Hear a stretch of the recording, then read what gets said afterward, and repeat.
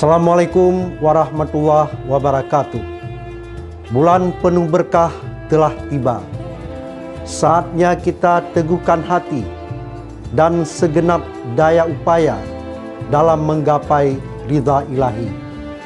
Saya Amiruddin, PJ Wali Kota Banda Aceh, atas nama pribadi, keluarga, dan segenap jajaran pemerintah Kota Banda Aceh, mengucapkan marhaban ya Ramadan. Mohon maaf lahir dan batin. Selamat menunaikan ibadah puasa Ramadan 1445 Hijriah.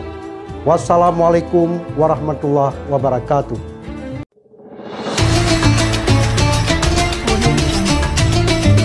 Tapi dia bukan masjid sekolah, dan secara de facto dan historis, masjid itu duluan berdiri daripada sekolah. SMK Farmasi itu baru mulai ada pasca tsunami. Masjid itu sudah eksis secara de facto, dan itu juga diakui dan tercatat dalam sistem informasi masjid Kementerian Agama itu sejak tahun 1975.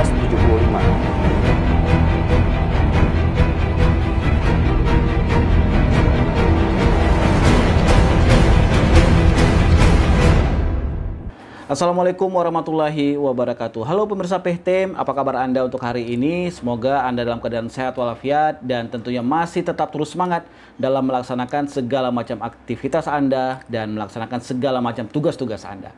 Kita kembali lagi PHTM untuk hari ini di edisi ke-59 atau di episode ke-59 tahun keempat yang bertepatan di hari ini, hari Senin 11 Maret 2024. Nah pemirsa, tentunya Anda masih ingat dan masih panas juga saat ini tentang kasus penutupan Masjid Yayasan Cut Mutia yang terjadi di Kota Banda Aceh pada tanggal 24 Februari 2024 di hari Jumat, dan memang saat itu juga ya lumayan mencekam ya. Dan kita masih membahas seputar itu, isu-isu itu, dan saat ini kita juga sudah bersama kuasa hukum Yayasan Cut Mutia Aceh, ada Bang Naufal Palitaran SH, dan tentunya untuk hari ini kita akan membahas benarkah ya, jadi kita akan klarifikasi juga sebenarnya kasusnya seperti apa, masalahnya apa, sehingga yang terjadi di sosial media juga kayaknya ya lumayan sedikit ribet juga ya, sedikit membingungkan juga. Untuk hari ini kita akan membahas benarkah Kepala SMK Cut Mutia berebut celengan masjid dengan pihak yayasan, dan kita klarifikasi saja dulu kepada Bang Naufal Palitaran yang juga merupakan kuasa hukum Yayasan Cut Mutia Aceh. Bang Naufal.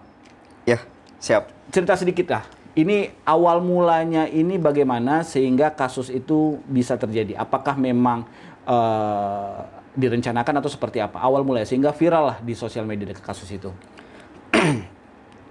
Oke, mungkin kita harus mundur agak lebih ke belakang ya. Sebelum 24 Februari itu yang Jumat, kejadian yang viral di media. Itu sore ya? Ya, sore. Setelah asar. Ya. Kita agak mundur sedikit ke belakang, itu dimulai dari Desember 2023. Jadi pada Desember 2023 itu saya dihubungi oleh pihak yayasan. Ya, jadi saya menjadi kuasa hukum Yayasan Cut Mutia Aceh itu bukan pasca peristiwa yang viral itu, bukan. Tetapi mulai dari Desember 2023. Nah, di Desember 2023 itu ada satu surat yang sampai ke yayasan. Ada dua surat. Yang pertama dari pihak Gampong, Kecik, Atik Pahlawan. Yang kedua dari Mukim. Nah, surat itu... surat ditujukan ke yayasan ya? Ya, surat ditujukan ke Yayasan Cut Mutia. Nah, surat itu keluar berdasarkan laporan. Ya, kita lihat dari berita acaranya, dasar pengeluaran surat itu, dan juga kita mendapatkan notulensi rapat, siapa aja yang hadir di dalam rapat itu. Rapat itu diselenggarakan berdasarkan surat yang kita terima itu, rapat diselenggarakan 20 Desember. 20 Desember diselenggarakan rapat antara perangkat Gampong, tokoh masyarakat, dan dengan melibatkan pihak SMK. Nah, waktu itu juga hadir kepala sekolah SMK. Nah, rapat itu Tunggu, diinisiasi. boleh saya cut sedikit? Yayasan Cut Mutia itu yayasan pendidikan atau yayasan sosial? Bisa dijelaskan sedikit? Yayasan pendidikan ya berarti ya? Yayasan Cut Mutia Aceh itu yayasan yang bergerak di banyak bidang sebenarnya. Jadi bukan semata-mata bergerak di bidang pendidikan. Oke. Kalau kita merujuk kepada anggaran dasar, anggaran rumah tangga, Yayasan Cut Mutia Aceh itu ada beberapa bidang. Tapi untuk kasus ini pendidikan ya? Permasalahan ini ditujukan kepada yayasan khususnya pendidikan. Terkait dengan dua bidang. Surat ini tadi ya? Terkait dengan dua bidang, dua tujuan yayasan. Oke. Yaitu bidang pendidikan dan bidang keagamaan. Oke. Oke. Silakan dilanjutkan. Nah, surat itu didasarkan pada laporan dari kepala sekolah SMK dan katakanlah beberapa unsur lainnya yang ada dari SMK Farmasi Cut Mutia kepada pihak Gampong. Kita tidak tahu detail soal laporannya seperti apa, cuman kita bisa tahu dari output dari rapat antara pihak Gampong dan pihak pelapor, yaitu dari pihak SMK itu. Outputnya adalah surat itu meminta agar masjid, aktivitas yang ada di Masjid Cut Mutia Aceh, mulai dari salat jamaah yang terbuka untuk umum, kemudian juga aktivitas pengajian dan lain-lain itu dihentikan, lalu meminta masjid itu dikembalikan kepada pihak SMK, difungsikan untuk tujuan-tujuan sekolah, aktivitas-aktivitas siswa seperti itu. Itu inti dari surat yang diterbitkan oleh pihak Gampong Atik Pahlawan. Nah, jadi kita bisa menduga laporannya seperti apa. Nah, pasca keluarnya surat itu, kita dari yayasan coba berdiskusi, kita pelajari dasar suratnya apa gitu kan. Nah, setelah itu kita coba membalas surat. Karena kan kita bukan pada posisi yang dipanggil ya. Artinya tidak ada semacam usaha untuk mengklarifikasi, meminta tanggapan dari kita, tidak ada. Oke, karena kondisinya seperti itu, jadi kita coba untuk membalas surat tersebut. Kita balas dan kita jelaskan tentang status masjid ini seperti apa. Karena kan surat itu meminta untuk masjid dikembalikan fungsinya untuk kegiatan sekolah, dikembalikan kepada pihak SMK. Nah, kita jelaskan dalam surat tanggapan itu bahwa masjid ini bukan masjid SMK, tapi masjid ini masjid yayasan yang dasarnya itu adalah dia merupakan unit tersendiri dari kegiatan yayasan. Jadi yayasan itu ada beberapa kegiatan, ada kegiatan pendidikan, ada kegiatan sosial, ada kegiatan keagamaan. Nah, salah satu yang tertera secara harfiah bahkan di dalam secara tekstual tegas di dalam anggaran dasar anggaran rumah tangga bahwa dalam bidang keagamaan yayasan ini membentuk sebuah masjid yang masjid ini difungsikan untuk salat berjamaah, bahkan juga kegiatan keilmuan Islam, pengajian. Nah, jadi kita jelaskan bahwa masjid itu bukan bagian dari SMK, tapi masjid itu bagian dari Yayasan Cut Mutia. Artinya kalau SMK adalah bagian unit dari yayasan, masjid juga seperti itu. Ini dua hal yang punya otonomi sendiri seperti itu. Nah, itu kita coba jelaskan. Bahkan kita juga menjelaskan bahwa Masjid Cut Mutia ini itu sudah punya atau sudah terdaftar di sistem informasi masjid Kementerian Agama dengan kategori atau tipologi masjid di tempat publik. Jadi saya perlu jelaskan sedikit secara regulatif bahwa di Indonesia itu berdasarkan keputusan Dirjen Binmas Kementerian Agama tahun 2014 ada 9 kategori masjid. Yang pertama ada masjid negara, kemudian ada masjid nasional, ada masjid setelah nasional ada masjid raya, kemudian ada masjid agung, ada masjid besar, kemudian ada masjid jami, ada masjid bersejarah, kemudian ada masjid di tempat publik, dan ada musalla. Jadi ada 9. Nah, Masjid Cut Mutia itu masuk kategori ke-8, yaitu masjid di tempat publik. Apa itu masjid di tempat publik? Masjid di tempat publik itu masjid yang standar imarahnya adalah masjid yang bisa melaksanakan salat berjamaah 5 waktu dan terbuka untuk publik. Bahkan boleh melaksanakan salat Jumat, walau kita belum melaksanakan salat Jumat karena beberapa alasan. Bahkan juga boleh melaksanakan salat Id. Bahkan dianjurkan untuk masjid dengan tipologi masjid di tempat publik itu untuk membuka masjid selama 24 jam dengan tujuan untuk memakmurkan masjid. Jadi keliru kalau ada yang mengatakan ini musala sekolah. Enggak, musala sekolah itu beda dengan masjid di tempat publik. Itu kategori ke-9. Walaupun dia di dalam lingkungan sekolah ya. Walaupun dia di lingkungan sekolah, tetapi dia bukan masjid sekolah, dan secara de facto dan historis masjid itu duluan berdiri daripada sekolah. SMK Farmasi itu baru mulai ada pasca tsunami. Masjid itu sudah eksis secara de facto dan itu juga diakui dan tercatat dalam sistem informasi masjid Kementerian Agama itu sejak tahun 1975. Oke, jadi sangat jauh melampaui eksistensi dari SMK sendiri seperti itu. Itu. Nah, kalau melihat yang viral saat ini, ada keributan-keributan sampai akhirnya harus ditutup masjid itu.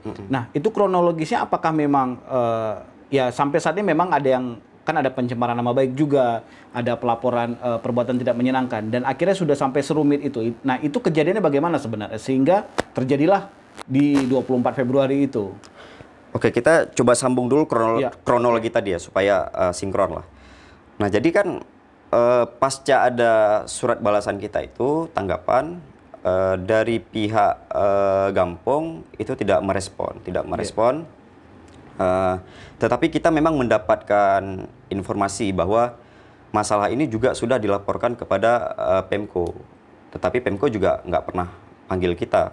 Ya, kita sebenarnya sangat berharap untuk dipanggil gitu. Karena kan hal yang paling mendasar dalam proses penyelesaian masalah itu adalah setiap pihak itu diberikan kesempatan yang berimbang untuk menjelaskan. Tetapi kita nggak memperoleh kesempatan itu. Nah, karena tidak ada penyelesaian mungkin ya. Jadi mungkin dari pihak pemerintah juga tidak, karena kan di surat Gampong itu ada bahasa seperti ini Bang. Dari surat Gampong yang ditujukan ke yayasan ada bahasa, kalau seandainya pihak yayasan tidak tidak mengikuti apa yang dituntut di dalam surat, maka pihak Gampong akan meminta Pemko untuk bertindak. Oke. Tetapi kan Pemko tidak bertindak. Pemko tidak bertindak, kita tidak tahu alasannya apa, sampai kemudian mungkin karena dari pihak pelapor masalah ke Gampong ini, pihak SMK itu melihat tidak ada tindakan apapun, aktivitas di masjid masih berjalan normal seperti biasa, makanya mungkin muncul skenario, kita menamakan skenario pendudukan masjid. Baik, kenapa kita berani untuk mengatakan skenario pendudukan masjid?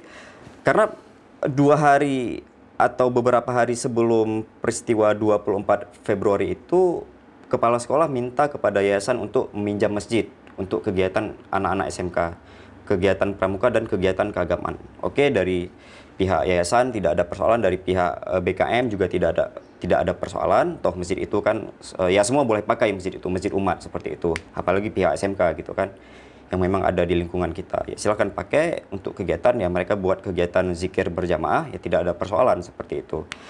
Nah, tetapi yang agak sedikit menjadi persoalan adalah kegiatan itu disampaikan kepada kita berakhir Kamis, hari Kamis. Hari Kamis harusnya itu adalah hari akhir dari kegiatan. Nah, pada saat hari Kamis itu asar, menjelang asar, hari Kamis zuhur pihak yayasan itu sempat menjelang zuhur sempat meminta kepada pihak SMK untuk melaksanakan salat jamaah seperti biasa. Jadi kan kita sudah ada BKM, sudah ada format tata ibadahnya, seperti pemisahan antara laki-laki dan perempuan seperti itu. Nah, kita dari pihak yayasan, pihak BKM meminta supaya untuk waktu-waktu salat itu kita bisa menata kegiatan sholat seperti format yang sudah dibuat seperti itu. Nah, tetapi pada saat zuhur itu dari pihak sekolah SMK itu bersikeras untuk mendirikan sholat sesuai keinginan mereka gitu. Kita nggak tahu alasan yang jelas apa. Nah, dari situ pihak yayasan belum atau pihak BKM belum mempermasalahkan, ya membiarkan. Oh ya udah, kalau misalkan kami nggak boleh melaksanakan sholat seperti biasa, ya udah lanjutkan kegiatan. Oke, lanjut. Sampai kemudian itu hari Kamis dibiarkan seterusnya sampai sore. Kemudian sampai besoknya itu ada kegiatan pagi yang semula dikira oleh pihak yayasan dan BKM bahwa pagi Jumat itu adalah akhir dari kegiatan, tetapi tidak berlanjut lagi sampai setelah Jumat, berlanjut sampai setelah Jumat. Padahal semula izinnya itu sampai Kamis. Tapi oke, dibiarkan untuk tetap berjalan. Tapi ada aktivitas salat Jumat? Tidak ada, karena memang kita belum melaksanakan salat Jumat. Oke. Jadi dari siang sampai menjelang asar masih dilakukan kegiatan sampai pada satu waktu itu datang salah satu pengurus BKM yang viral itu untuk mengambil dokumentasi. Tujuannya adalah menyampaikan kepada ketua BKM bahwa ya ini kegiatannya kok masih ada, sedangkan izinnya kan sampai Jumat. Kita kan juga ingin menegakkan sholat seperti yang format yang sudah kita buat seperti itu. Jadi bendahara BKM waktu itu mencoba mengambil dokumentasi dan ternyata itu menjadi penyulut ya. Iya. Awal mula. Ya, jadi pemantik untuk pihak SMK itu merespon dengan respon yang tidak sewajarnya. Kan cuman mengambil foto, bukan ngapa-ngapain, bukan diteriakin, bukan dilarang, cuman mengambil foto, tapi tiba-tiba diteriaki Wahabi, ya, diteriaki macam-macam lah, sampai kemudian ada teriakan pengusiran dan yang lain. Lalu sekonyong-konyong sampai polisi datang spanduk yang kita tidak tahu spanduknya dari mana-mana, seolah-olah turun dari langit. Spanduk itu ditempel di pagar. Waktu itu kita ada dokumentasi yang tempel spanduk itu adalah guru dari SMK.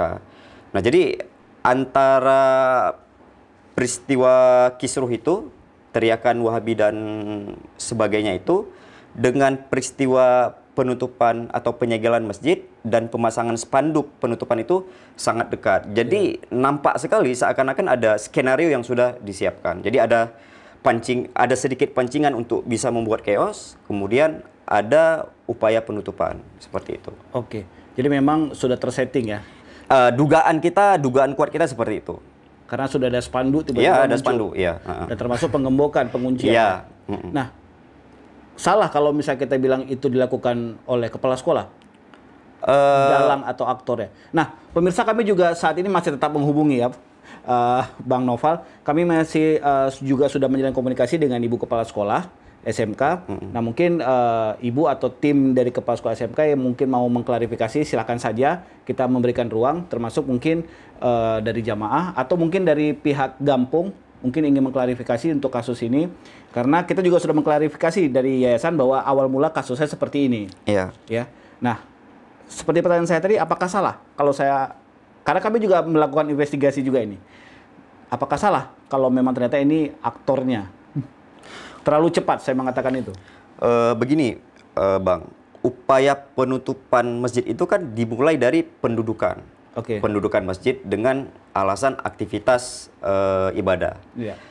Nah, aktivitas ibadah itu dideklar sendiri atau dideklarasikan sendiri oleh kepala sekolah dalam snap-snapnya, snap WA-nya, sebagai upaya untuk menyingkirkan Wahabi.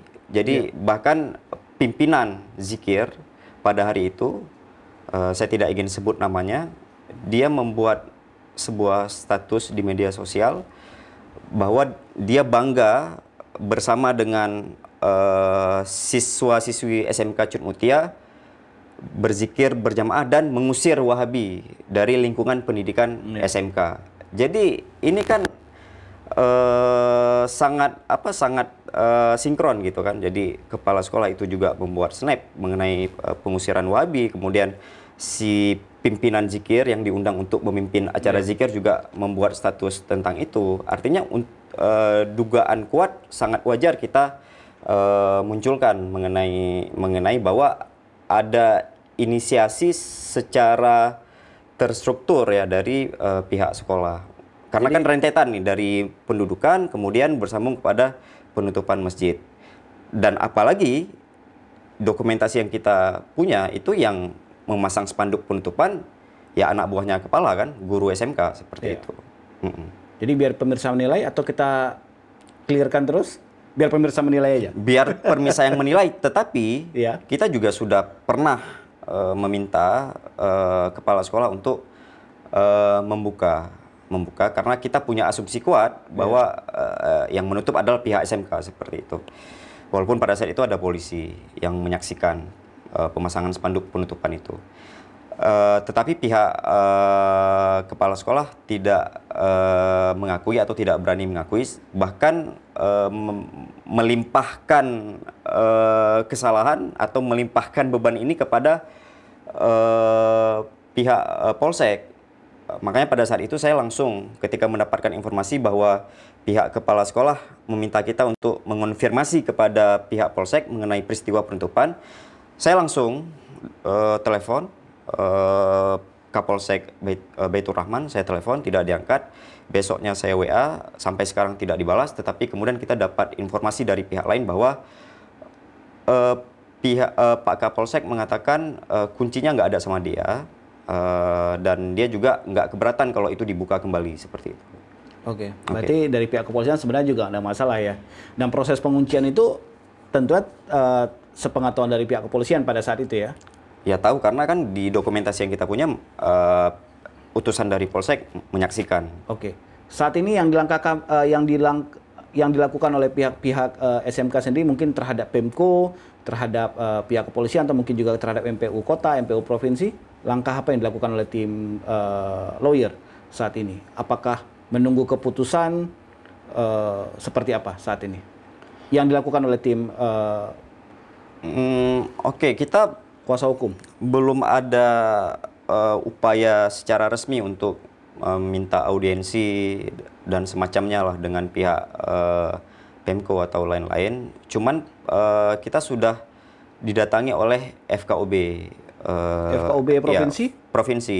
Utusan dari Gubernur, Forum Kerukunan Umat Beragama Provinsi yang diketuai oleh Pak Hamid Zain sudah datang ke kantor yayasan dan kita sudah berdiskusi, dan inti dari diskusi dengan FKOB, pihak FKOB merekomendasikan untuk benar-benar ini harus dilokalisir bahwa ini adalah masalah internal, dan kemudian merekomendasikan agar masjid sesegera mungkin dinormalisasi kembali, dibuka kembali. Jadi pada saat itu pihak FKOB menyatakan minta kepala sekolah untuk membuka kembali. Dan kita menyatakan bahwa kita memang akan meminta dan sudah pernah meminta, dan kalaupun kepala sekolah tidak punya inisiatif untuk membuka kembali, kita akan membuka sendiri. Kita sampaikan ke FKOB, kita akan membuka sendiri karena memang ini sebenarnya dari awal kita sudah karena ini kan memang otoritas yayasan gitu. Jadi yayasan punya hak untuk membuka tanpa meminta izin dari pihak manapun sebenarnya. Tetapi apalagi FKUB sudah merekomendasikan, ya udah kita makin mantap untuk langsung kita buka. Ada kekuatan ya? Iya. Baik, saat ini yang dilakukan, apakah bisa kita katakan bahwa ini sudah clear, sudah selesai? Belum? Iya. Di luar dari kasus pencemaran nama baik dan juga kasus satu lagi tadi perbuatan tidak menyenangkan ya? Enggak, satu lagi adalah laporan penyebaran kebencian berbasis SARA, ITE. Jadi UIT. Jadi ada dua kasus ini yang saat ini sedang dilakukan oleh pihak kepolisian. Iya. Tapi untuk antara yayasan dan pihak lain sejauh ini masih sudah clear atau ada mediasi-mediasi? Soal penutupan masjid saya kira sudah clear karena masjid kan sudah normal kembali. Mulai dari 1 Maret kemarin, maghrib 1 Maret, masjid sudah kita buka kembali, kita sudah melaksanakan salat berjamaah rutin seperti biasa, bahkan sudah ada buka puasa bersama, karena kan setiap Senin Kamis ada buka puasa bersama. Kemarin Senin kemarin sudah mulai kita adakan kegiatan buka puasa bersama, dan kegiatan sosial yang sempat terhenti sebelumnya seperti bagi-bagi beras, karena kan beras itu kan kita taruh di dalam masjid. Nah, waktu masjid itu ditutup, kita juga nggak dapat akses untuk mengambil beras untuk mendistribusikan ke masyarakat sekitar seperti biasa. Jadi itu sempat tertunda juga. Jadi ketika masjid mulai dibuka, sholat mulai aktif, juga kegiatan bagi-bagi beras dan air gratis itu sudah terlaksana kembali. Berarti kita kunci bahwa kasus ini sebenarnya kasus internal ya? Iya, secara sudah clear, secara internal ini sudah selesai. Jadi masalah internal yayasan? Yayasan. Bisa disebutkan seperti itu? Iya, Oke. tepat. Singkat, silakan mungkin apa yang ingin disampaikan kepada pemirsa PTM di rumah? Yang pertama mungkin kita perlu membiasakan, ya kalau bahasa jurnalis itu disiplin verifikasi lah. Kalau bahasa agama itu tabayun. Artinya dalam era disrupsi informasi ini kan ada terlalu banyak informasi yang dapat kita terima dalam waktu yang sangat cepat. Dan informasi-informasi itu tentu saja belum tentu benar, atau bahkan lebih banyak informasi yang beredar itu tidak benar, dan kita harus membiasakan untuk bertabayun, jangan mudah mengambil kesimpulan, apalagi untuk suatu hal yang itu sifatnya bisa memicu konflik horizontal seperti itu. Nah, untuk soal Yayasan Cut Mutia dan soal penutupan masjid itu secara internal sudah kita selesaikan, dan kita berharap dari pihak manapun agar untuk menahan diri melakukan hal-hal yang sifatnya itu bisa justru memperpanjang atau memperbesar masalah kembali, seperti itu. Baik. Buat Anda pemirsa, tentunya apakah pihak kepala sekolah atau mungkin juga ada tim lawyer atau tim penasihat hukumnya dari kepala sekolah, atau mungkin juga pihak Gampung, atau siapapun Anda yang mungkin ingin membantah ya obrolan kita di hari ini, atau mungkin juga ingin klarifikasi, silakan saja. Dan Anda juga jangan lupa untuk bisa tetap komen, mungkin Anda mempunyai pendapat, silakan saja komen di kolom komentar di bawah, dan atau tentunya Anda bisa membagikan ini, dan tentunya juga harus tetap subscribe. Baik, Noval, terima kasih atas informasinya. Semoga bisa mencerahkan, bisa mendamaikan juga, dan bisa membuat orang tidak penasaran lagi bahwa sebenarnya kasus ini adalah kasus internal masjid. Ya. Sepakat ya? Sepakat. Boleh seperti itu ya? Boleh. Dan ya. bagaimanapun penilaian diserahkan kepada pemirsa di rumah tentunya. Iya, silakan. Baik, terima kasih pemirsa atas kebersamaannya, atas atensi Anda, dan jangan kemana-mana, tetap terus di PTM untuk episode berikutnya. Terima kasih. Wassalamualaikum warahmatullahi wabarakatuh. Waalaikumsalam warahmatullahi wabarakatuh.